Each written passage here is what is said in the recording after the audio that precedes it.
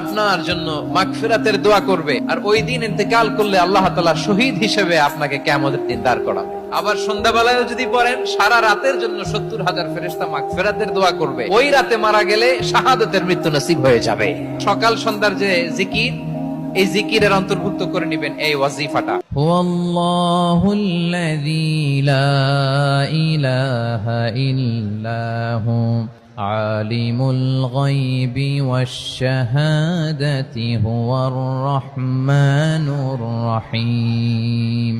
হুয়াল্লাহুল্লাযী লা ইলাহা ইল্লাহু আল মালিকুল কুদ্দুসুস সালামুল মুমিনুল মুহাইমিনুল আজিজুল জব্বারুল মুতাকাব্বির সুবহানাল্লাহি আম্মা